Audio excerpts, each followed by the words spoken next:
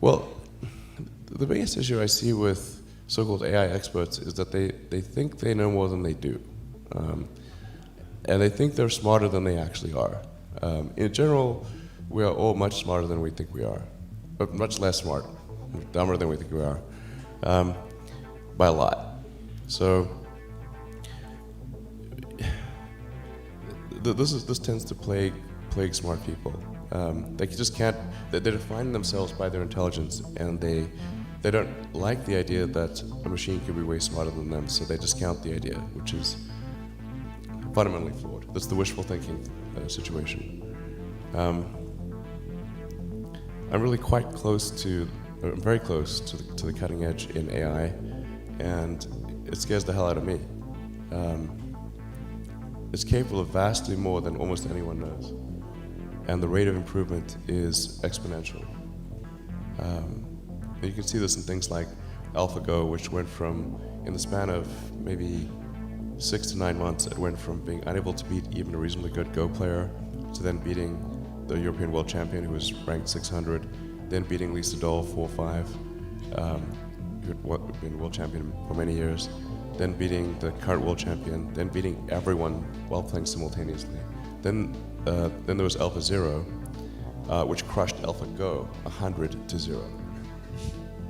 And AlphaZero just learned by playing itself, and it can play basically any game that you put the rules in for. Whatever rules you give it, it literally read the rules, play the game, and be superhuman for any game.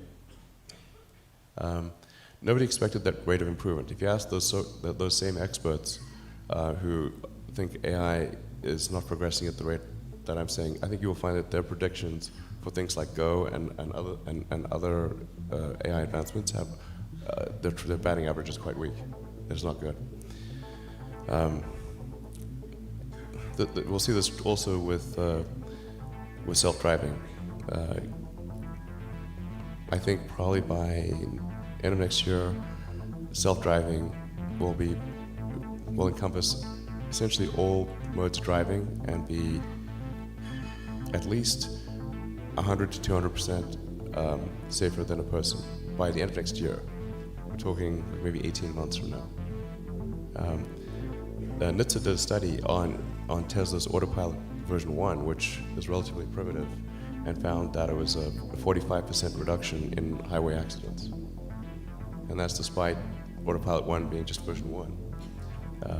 Version 2, I think, will be at least 2 or 3 times better. That's the current version that's running right now. So the rate of improvement is really dramatic. We have to figure out some way to ensure that the advent of digital superintelligence is one which is symbiotic with humanity.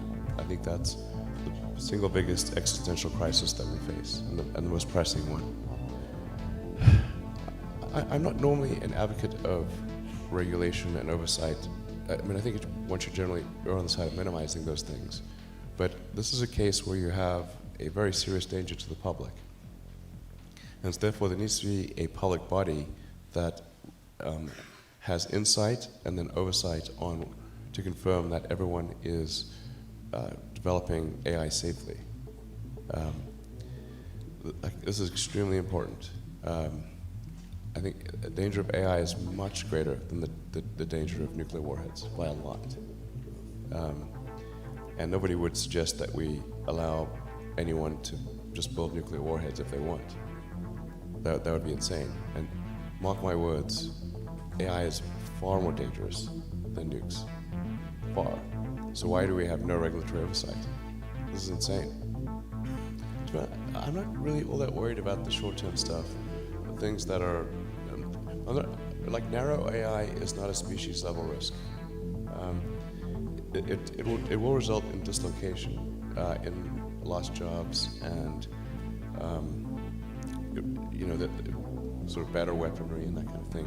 But it is not a fundamental species level risk, whereas digital superintelligence is. So it's really all about laying the groundwork to make sure that if humanity collectively decides that creating digital superintelligence is the right move, then we should do so very, very carefully.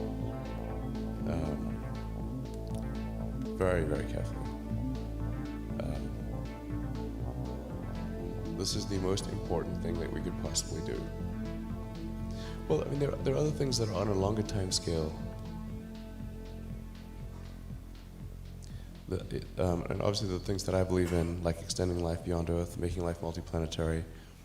I'm a big believer in sort of Asimov's Foundation series, or the principle that you really want to, I recommend reading the Foundation series, but it's like if you know that there's likely to be, we don't know, but there's likely to be another Dark Ages, which it seems, my guess is there probably will be at some point. I'm not predicting that we're about to enter Dark Ages, but that there's some probability that we will, particularly if there's a Third World War. Then we want to make sure that there's enough of a seed of human civilization somewhere else to bring civilization back, and perhaps shorten the length of the Dark Ages. I think that's why it's important to get a self-sustaining base, ideally on Mars, because Mars is far enough away from Earth that a war on Earth, the Mars base might survive. It's more likely to survive than a moon base. But I think a moon base and a Mars base that could perhaps help regenerate life back here on Earth would be really important, and to get that done before a possible World War III. Last century we had 2 massive world wars, 3 if you count the Cold War. I think it's unlikely that we will never have another world war again. There probably will be at some point. So, again, I'm not predicting. It just seems like, well, if you say given enough time, will it be? Most likely, given enough time. This has been our pattern in the past. Like I really believe in the zeroth law of Asimov's zeroth law. You take the set of actions most likely to support humanity in the future. But I think that sustainable energy is also obviously really important. As tautological, if it's not sustainable, it's unsustainable. Well, I think that the core technologies are there with wind, solar, with batteries. The fundamental problem is that there's an unpriced externality in the cost of CO2. The market economics works very well if things are priced correctly, but when things are not priced correctly, and something that has a real cost has zero cost, then that's where you get distortions in the market that inhibit the progress of other technologies. So essentially anything that produces carbon, it puts carbon into the atmosphere, which includes rockets, by the way, so I'm not excluding rockets from this. There has to be a price, and that you can start off with a low price, but then that price, and then depending upon whether that price has any effect on the parts per million of CO2 in the atmosphere, you can adjust that price up or down. But in the absence of a price, we sort of pretend that digging trillions of tons of fossil fuels from deep under the earth and putting it into the atmosphere, we're pretending that has no probability of a bad outcome. And the entire scientific community is saying, obviously, it's going to have a bad outcome. Obviously, you're changing the chemical constituency of the atmosphere. So, so it's really up to people and governments to put a price on carbon, and then automatically the right thing happens. It's really straightforward. I actually think we can manage with the current carbon level, or even a little bit higher. And this is going to sound like I'm backtracking, but there's actually an argument that more carbon in the atmosphere is actually good, but up to a point. So we might actually arguably have been a little carbon starved. If you go back 200 years ago and say, okay, well, 400 years ago we had like 280, 290 parts per million of carbon. We're probably a little carbon starved. Now we're about 400, just past 400 mark. I think somewhere in the 400s, probably okay. We don't have to worry about sequestering carbon or anything like that.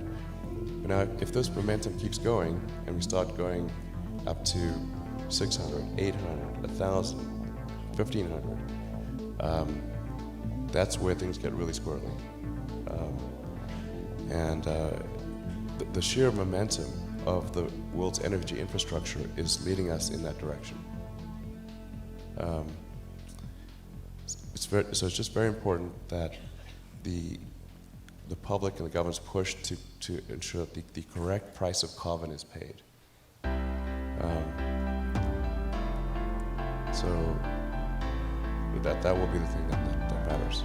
A good picture would look like, we've really substantially transferred to sustainable generation and consumption of electricity, so that the CO2 risk and the ocean rising risk is mitigated.